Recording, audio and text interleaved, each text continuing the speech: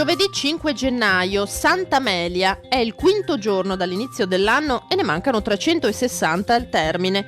Il sole sorge alle 7:51 e tramonta alle 16:43. La luna si leva alle 10:48 e tramonta a mezzanotte.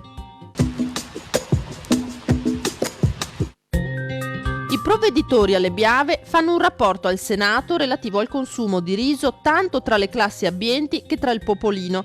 Nel XVI secolo il riso era divenuto un ingrediente base per l'alimentazione e si suppone che a quell'epoca risalga l'invenzione dei risi e bisi, piatto principe veneziano.